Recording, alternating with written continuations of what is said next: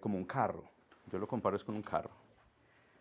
La idea es tratar de generar un mensaje, una idea, porque no tenemos el presupuesto de Coca-Cola para transmitir todas las ideas.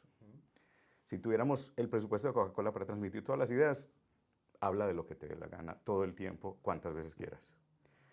Entonces, si nosotros nos enfocamos en nuestro negocio como una máquina, así como un carro, si tú le quitas las llantas al carro, no va a funcionar.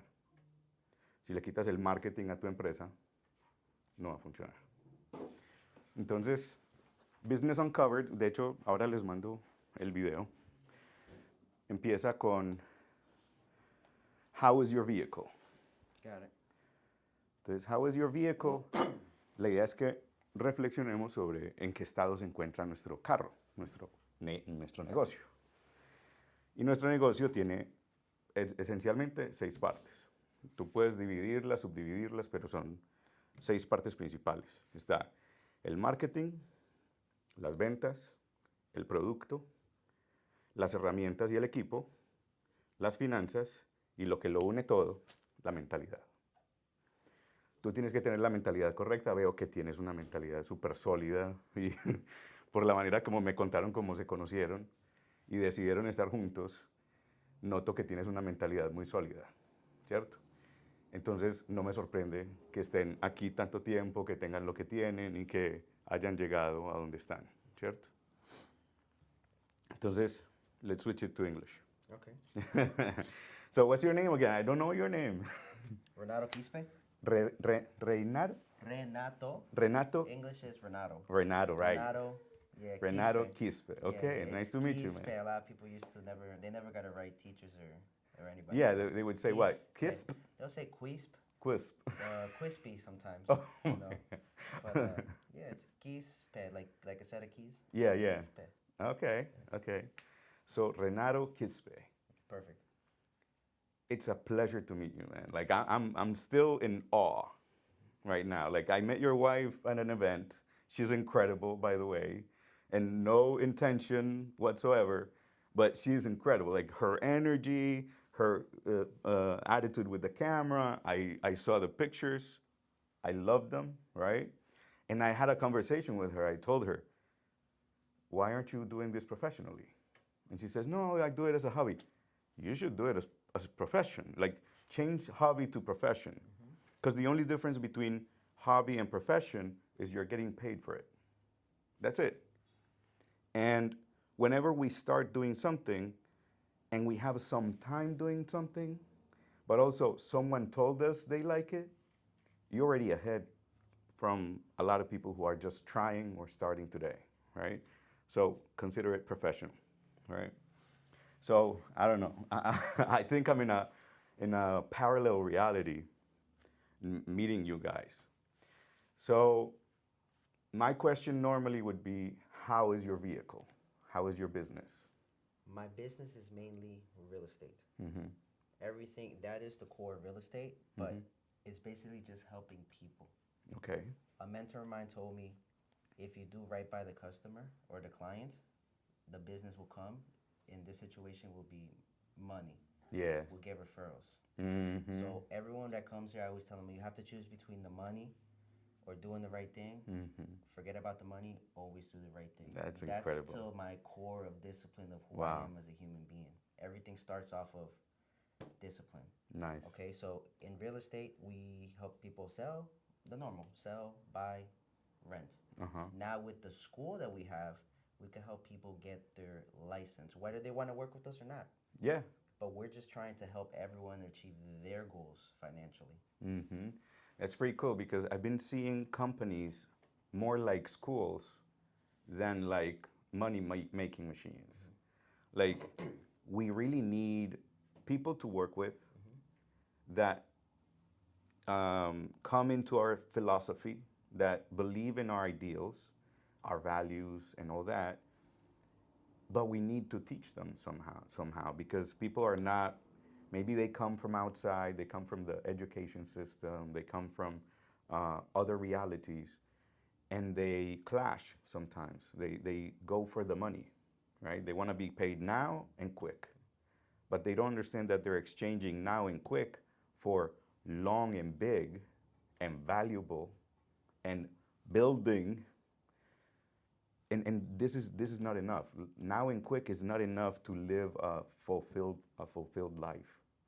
You have to go for the big. And I was actually today, like I'm trying, I'm like, I'm feeling a transformation in my mind right now, because I feel like people go for the money too fast, like grabbing the lowest fruit. Lowest fruit, yep. Low hanging fruit. Low hanging fruit, when you actually have to climb the tree. And sometimes it's not even the fruit, it's the climbing that makes you who you are, right? So it's pretty cool that you say that. And I wanna uh,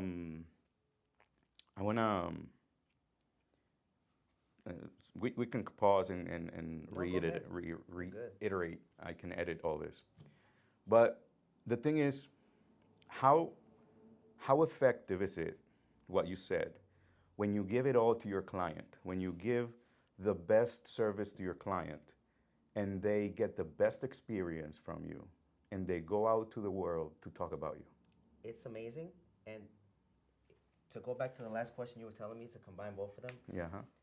it's not just the clients that we do it for. Remember, since we're a brokerage, we have agents that come here.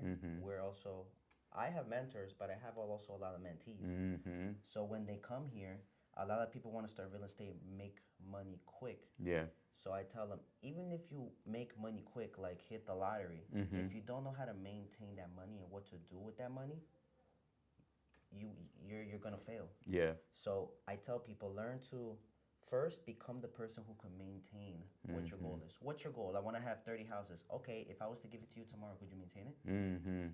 What do you have to do to maintain that? Focus on becoming the person that can maintain that, and watch that all those houses, all that money, all those clients will just come based off the person that you are. Yeah. And the value that you provided to the marketplace.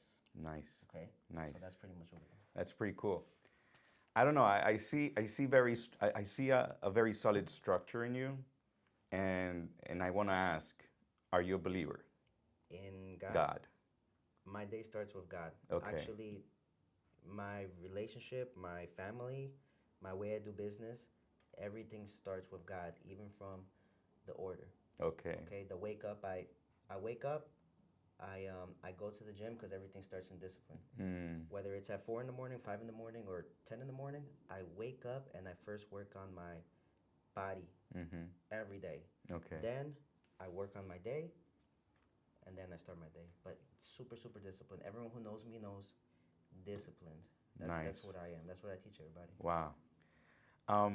Okay, so do you practice any religion specifically, or do you just go by your own? I used to be Catholic. I got baptized, had my first communion, confirmation. Then I started going to the Christian church. Okay. I'm currently going to a Catholic church in Elizabeth, New Jersey. Okay. I do plan on having my daughter Baptized? Okay. You know? Yeah. And I could say Catholic now. Okay, super. Nice. Yeah. It's irrelevant, right? Because it's just like the way you structure yourself and the way you base your relation with God, whatever it is.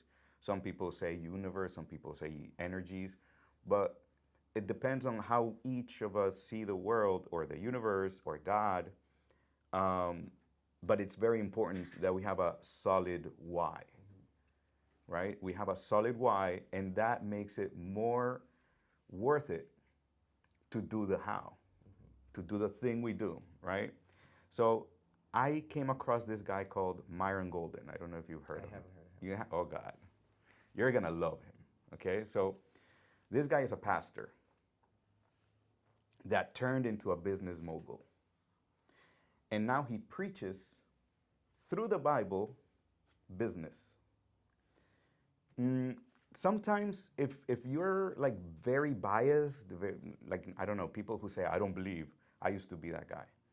I was raised Catholic, but then in high school in Colombia I met philosophy, and then I was like, oh my God, like philosophy is way bigger, and it took me into the void, and I said there's no God.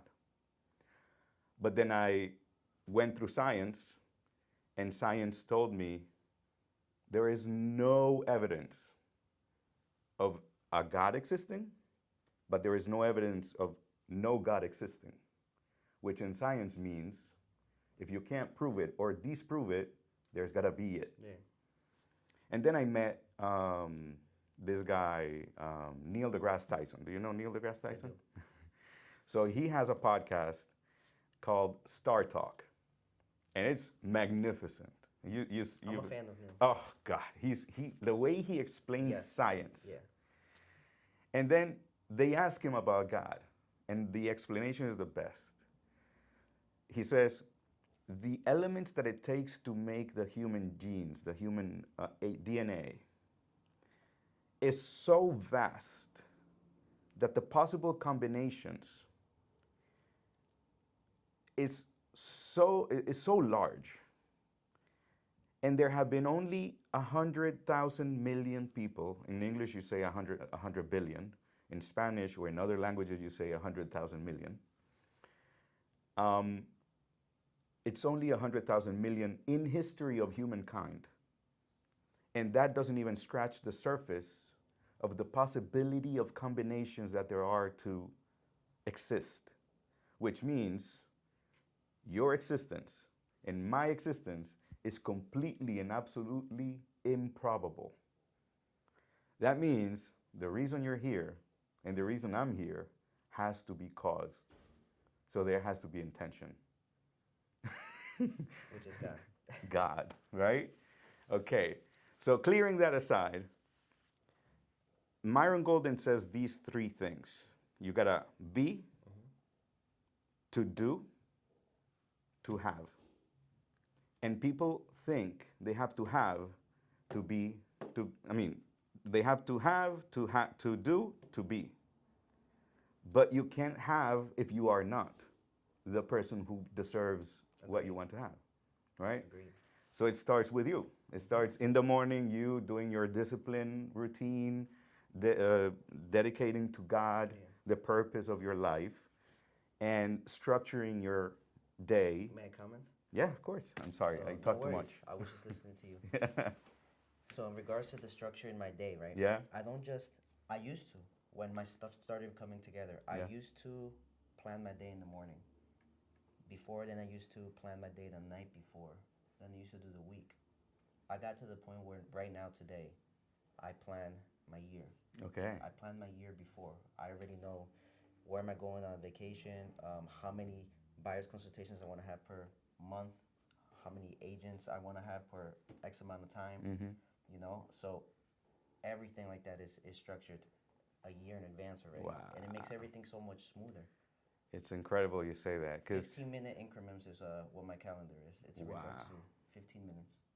it's incredible you say that, because I've been so negligent with the time, with the way I manage my time, and there's something cultural and something we get from family, and then we live our lives individually.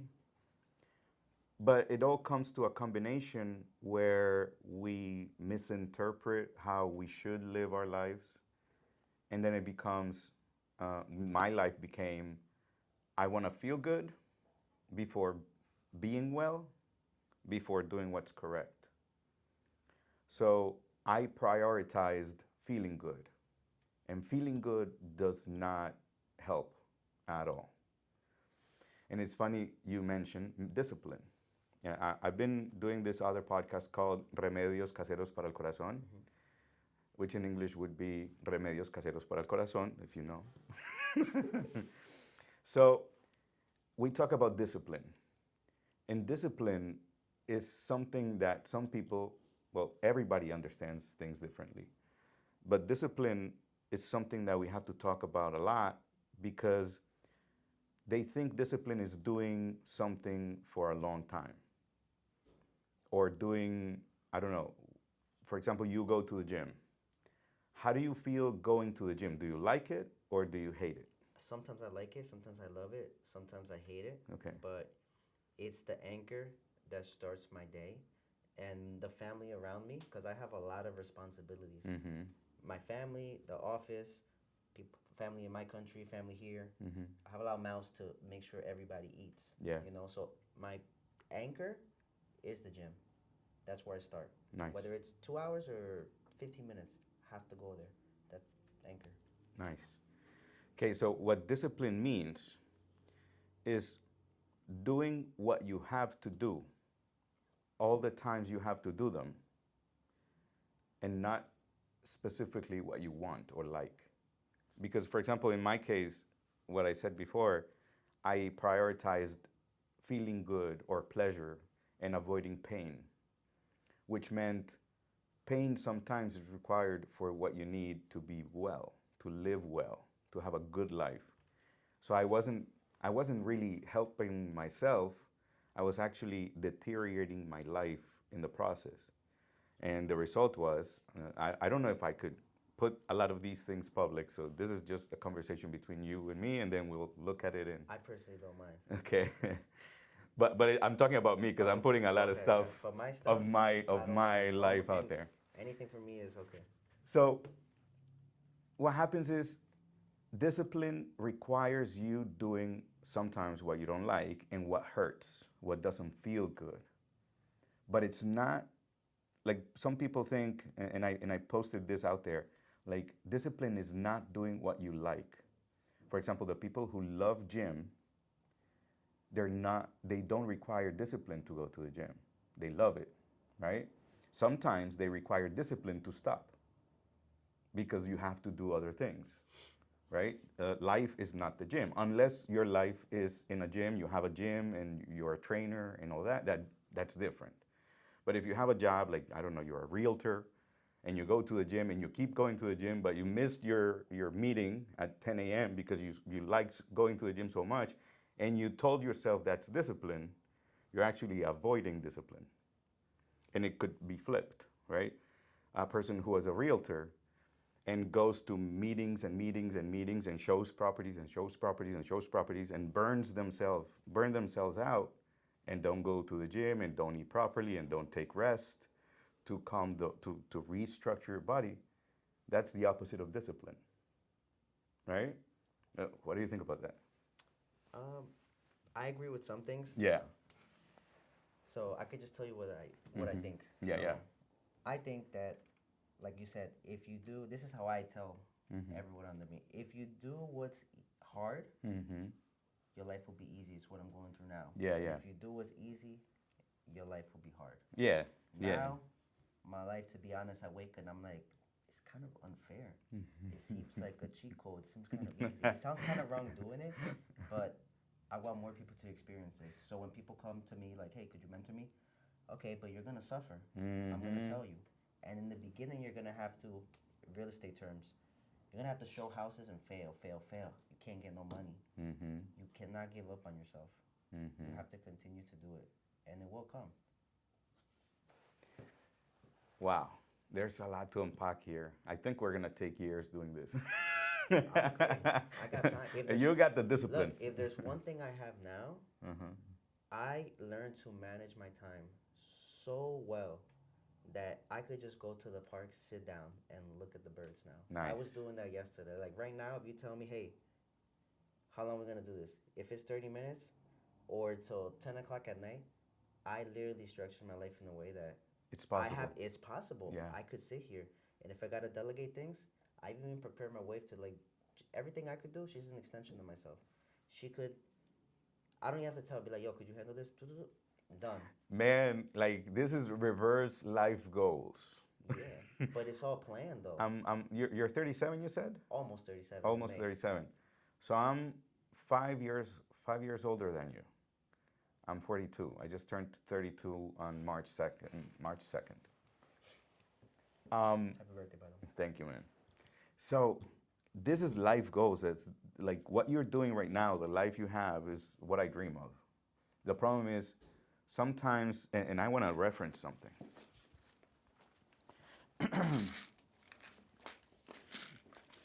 How are we feeling now? How are we feeling? Oh, you're recording? Yeah. Just kidding. I hate cameras. So I want to reference this thing. Have you seen this before? I have. Of course. Have you solved this before? Never. Okay. But you don't have to. Like, forget about this, right? This is just for me to reference because I met this later in my life, like just, I think I bought this December 2024. And all my life, I met people and they told me, oh, you're so intelligent, you're so smart, oh my God. Like all the things you know, you're like an encyclopedia. I was an English teacher, I also told that. So my ability to absorb information was based on basically an unlimited container. But I found out that I don't have an unlimited container. A brain is a limited piece of storage and also a limited piece of processing power. And I was like feeding it information, useful, unuseful, everything. And then I met this thing and it told me, you don't have a powerful brain. Because for a powerful brain, you have to consider the different individual parts all the time to be able to reorganize this. Because if I scramble this enough, I'm not going to be able to put it back together. Because my brain is not powerful enough to follow 8 pieces and 6 colors. I tried it with my bare brain with no instructions. And I started labeling each color and how I was moving them. And I was like, oh my God, how do you do this? Wait, what did I do before? And then I had to research. I was like, oh shit, but, excuse my language. I had to research, and it turns out this is not a toy. This is a puzzle. But it's a very complex puzzle. The only way you can solve this is if you follow instructions. Unless you're a math or you have the brain power to, I don't know, do magic. And then I figured there is like a set of ways to do it, and you have to anchor to one piece. And then it tells you what steps to follow to be able to solve it. I'm not going to be able to solve it right now. I'm going to tell you the truth because I need to follow the steps. And then I found out, oh, wait, this only has 8 parts. How many parts does your life have? Can I comment? Yeah. So, my life is pretty much like that. Every single day I wake up with a different one. This is how I solve it every single day. One, I acknowledge that I can't do that. Mm-hmm. So a long time ago, did you ever read the book The Richest Man in Babylon? Or did you Yes, hear about it? I read it when I was 18. Okay. And I'm still unpacking it. Okay, so every book I read, which I try to read 52 plus a year. Well, Wow. I don't try. I do it. I have it in my. We'll get to that a little later. Okay. That book I read at least 3 times a year. Okay. Basically, anything that you want to do, don't ask anybody that hasn't accomplished that. Exactly. Every single, like right now, if you bring this to me right here and you tell me, hey, I need you to do this, I will not waste 5 seconds. Why would to you? figure out. Yeah, it's useless. I will call somebody and say, hey, either solve it for me, how much does it cost, or how much does it cost to teach me? And then I'll say, okay, you know how to do it? Let's do it. I won't even look for more people because I'm going to spend another hour, 2 hours trying to find someone to do it. Exactly. And then doing that every single day allows me to, I guess, succeed in like so little time. Because every single day I solve this puzzle in the way that I'm telling you. Mm-hmm. Whether it's a contractor, electrician, plumber, another realtors, attorneys, title companies, something. I'll figure it out. No excuses. I'm a man. I gotta figure it out every day. Okay, that's great. Because that's precisely what takes me to the next point, and it's time. Every time I talk to people to do this exactly, they say, oh no, maybe next month, maybe next year. I was actually surprised talking to your wife, and she's like, oh no, let's do it. How about Wednesday? I told her, let's do it today. Let's do it right now. That day? The Power of Now. You read that book? Yeah. Today. Well, I know about it, but I haven't read it. I have to be honest. Mm-hmm. I have to read it.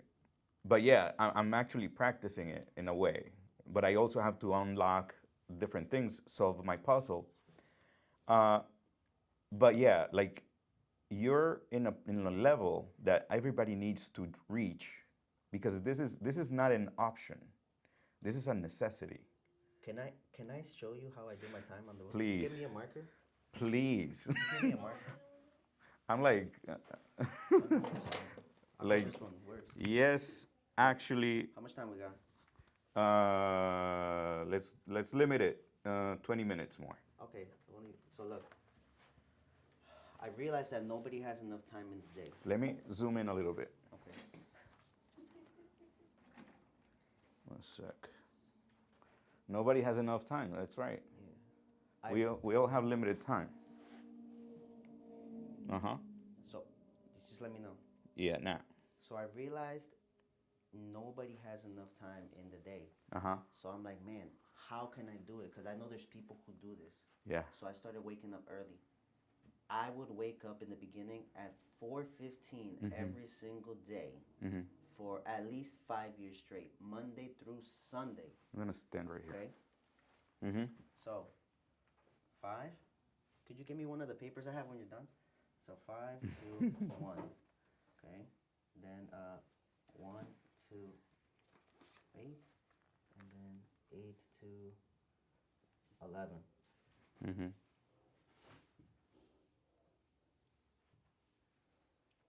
So normally, let's just say for example, it's not exactly 8 hours, but it'll be like 8 hours, and then let's say here, so till could be 1 in the morning, 5 hours. I wake up at 4. I would be at the gym at 5 o'clock. I don't just use that to work out. I use it to plan my day. I use it to plan my day and structure my day. I don't start my day until it's done. So, I have so much free time, and you know what? It's not even like 7 o'clock. I finished my workout. The sun didn't even come out. 8 hours. A normal work day, I got 8 hours to do a whole bunch of office stuff, whatever I got to do. Then I got a whole nother 8 hours again from like 1 to like 8 or 1 to 9. I already did 2 days in 1 day. I did, you get me? 2 weeks in 1 week. I do 2 years in 1 year. They call that folding time. What do they call it? Like compressing or compacting time instead of dilating. How do you say that? I taught myself to fast, so my stomach will never get in the way of my goals and my mission. Sometimes I tell my wife, yo, we're eating Tuesday, we're eating at 3 o'clock. Today, I told her, based on my day, today we're eating at 11:45. Wow. Because we have to finish at this time and then do this and buy the food and bring it to the other contractor. Yeah. So I know when I'm going to eat based on that. Sometimes I got to eat at 5 o'clock p.m. and it doesn't affect me because I already taught myself how to fast. You get me? Because it won't get in the way of my goals. Your body is optimized. Yes. To get the most energy you need for precisely the task. Nobody has time. You have to make time. I mastered making time. Wow. That's what I do. That's incredible, man. And how do you feel about all this? Okay. She's used to it. Do you speak English a lot or not? Mostly Spanish, or do you speak English? I'm trying. No, you want to hear something? I asked God, I want to reach more Spanish people. You know what he gave me? He gave me a woman that forced herself to speak more Spanish. Nice. No, oh shit. I don't know why I'm cursing so much. I don't do that. I'm just super amazed at what you guys are and have done. I'm not even joking. This is genuinely how I live my life. No, I believe it. I see it. Like the things you have, the life you have, like even the numbers you have on social media are not accomplished like by luck. People might think what you have is luck, but what they're not seeing is what's behind the luck you've created. Because luck could be a one-time thing that you meet and you, like you said, if I give you 30 houses today, will you be able to keep them? And that would be luck, like empty luck. But the ability to keep that and grow that is not luck. That is actual construction. And